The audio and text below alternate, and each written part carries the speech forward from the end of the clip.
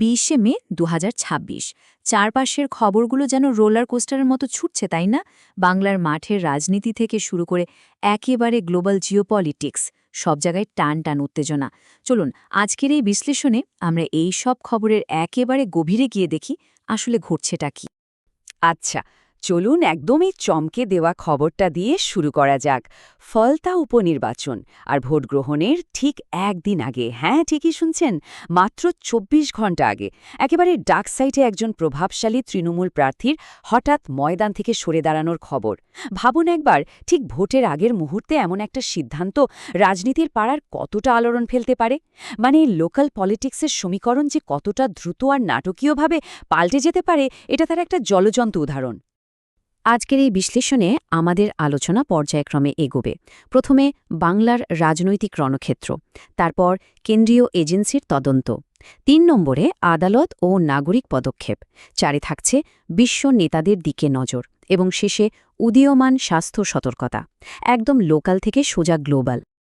তো ১ নম্বর, বাংলার রাজনৈতিক রণক্ষেত্র। এখানে গুরুত্বপূর্ণ মুভমেন্ট আর নির্বাচনী চমকগুলো ঠিক কি চলুন দেখে নিই। খুব ইন্টারেস্টিং একটা তুলনামূলক চিত্র এখন রাজ্যের রাজনীতিতে দেখা যাচ্ছে। একদিকে বিরোধী দলনেতা শুভেন্দু অধিকারী রীতিমতো আটঘাট বেঁধে উত্তরবঙ্গ এবং শিলিগুড়ি সফরে গেছেন। অন্যদিকে মুখ্যমন্ত্রী মমতা বন্দ্যোপাধ্যায় কিন্তু ফোকাস করছেন মুর্শিদাবাদ এবং নন্দীগ্রামের দিকে। একদম একই সময়ে দুই শীর্ষ নেতার এই হাই ভোল্টেজ রাজনৈতিক কৌশল, মানে নিজ নিজ স্ট্রংহোল্ড বা সমর্থনকারীদের সংগঠিত করার এই যে তৎপরতা, এটা কিন্তু আসন্ন দিনগুলোতে বাংলার রাজনীতির উত্তাপ যে আরও বহুগুণ বাড়িয়ে দেবে সেটা নিশ্চিতভাবেই বলা যায়। এবার আসি ২ নম্বরে, কেন্দ্রীয় এজেন্সির তদন্ত। এনফোর্সমেন্ট ডিরেক্টরেট বা ইডির এই ক্রমবর্ধমান স্ক্যানার এখন খবরের শিরোনামে। রাজনৈতিক ময়দানের বাইরে এই মুহূর্তে সবচেয়ে বেশি চর্চা হচ্ছে কেন্দ্রীয় এজেন্সিগুলোর এই তৎপরতা নিয়ে। মানি লন্ডারিং বা আর্থিক তছরূপের মামলায় ইডির স্ক্যানারে এখন বেশ কয়েকজন হাই প্রোফাইল ব্যক্তির নাম, যেমন ধরুন অভিষেক বন্দ্যোপাধ্যায়, জাহাঙ্গীর খান, শান্তনু সিনহা বিশ্বাস এবং সোনাপ পাপ্পু। এখন এই তদন্তগুলোর জল ঠিক কতদূর গড়াবে বা বাংলার রাজনৈতিক পরিসরে এর ইম্প্যাক্ট কতটা হবে তা নিয়ে কিন্তু জল্পনার শেষ নেই। আমরা অবশ্য এখানে কোনো সিদ্ধান্তে আসছি না, জাস্ট বর্তমান রিপোর্টগুলো কি বলছে সেটাই আপনাদের সামনে তুলে ধরছি।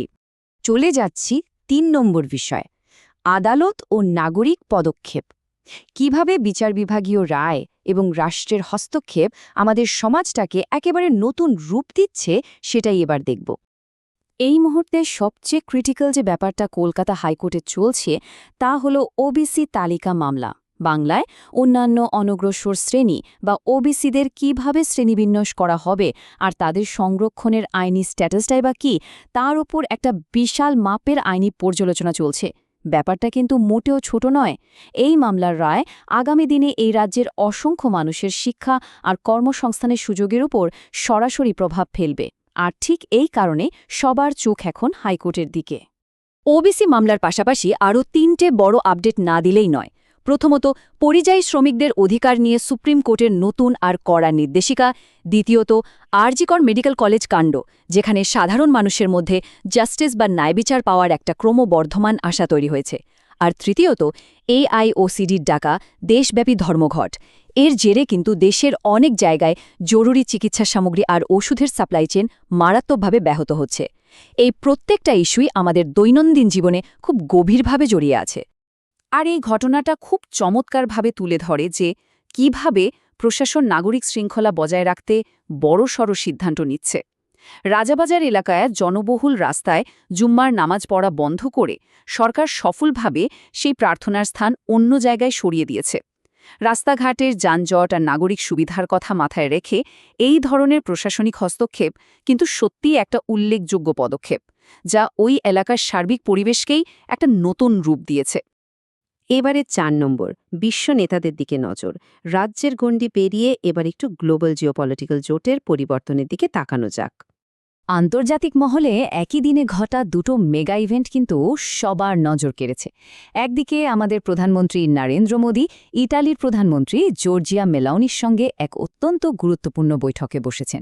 ঠিক একই সময়ে ওদিকে আবার রাশিয়ার প্রেসিডেন্ট ভ্লাদিমির পুতিন পৌঁছে গেছেন চীনের রাজধানী বেইজিংয়ে এক মারাত্মক তাৎপর্যপূর্ণ সফরে। ভাবুন একবার বিশ্বের শীর্ষ নেতারা কিভাবে একই সময়ে নিজেদের ঘুঁটি সাজাচ্ছেন। এই জোট বাঁধার প্রক্রিয়াগুলোই কিন্তু বুঝিয়ে দেয় যে গ্লোবাল পাওয়ার ডাইনামিক্স বা ভূ রাজনৈতিক সমীকরণ কত দ্রুত বদলে যাচ্ছে। সবশেষে ৫ নম্বর, উদীয়মান স্বাস্থ্য সতর্কতা। দিগন্তে নতুন ভাইরাল হুমকি।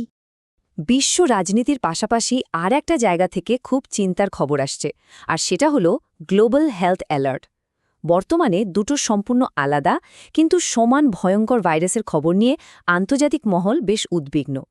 একদিকে নতুন করে ইবোলা এমার্জেন্সির ঘোষণা, যার জন্য বিশ্বজুড়ে খুব দ্রুত গতিতে জরুরি পদক্ষেপ নেওয়া হচ্ছে, আর অন্যদিকে হান্টাভাইরাস বিস্তারের লেটেস্ট আপডেটগুলো কিন্তু বিশেষজ্ঞদের রাতের ঘুম ওড়াচ্ছে। এই দুটো ঘটনা আবারও আমাদের মনে করিয়ে দিচ্ছে যে জনস্বাস্থ্যের বিষয়ে রিল্যাক্স করার কোনো জায়গা নেই, আমাদের সবসময় অ্যালার্ট থাকতে হবে। তো সব মিলে আজকে চিত্রটা ঠিক কেমন দাঁড়ালো? একদিকে লোকাল লেভেলে আদালতের রায় বা রাজাবাজারের মতো নাগরিক পদক্ষেপগুলো আমাদের চারপাশে পরিবেশটা বদলে দিচ্ছে। অন্যদিকে পুতিন আর মোদির হাই প্রোফাইল মিটিংয়ের মতো ঘটনাগুলো গ্লোবাল পাওয়ার ব্যালেন্স নতুন করে লিখছে। তার উপর আবার ইবোলার মতো স্বাস্থ্য সতর্কতা। তাই প্রশ্নটা হলো, এই চরম অনিশ্চয়তা আর দ্রুত বদলে যাওয়া পরিস্থিতির মধ্যে আগামী কয়েকটা মাস সাধারণ ভোটার হিসেবে আমাদের জন্য ঠিক কতটা নির্ণায়ক হতে চলেছে?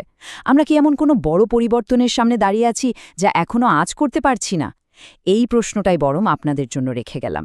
আজকের মতো বিশ্লেষণ এখানেই শেষ করছি।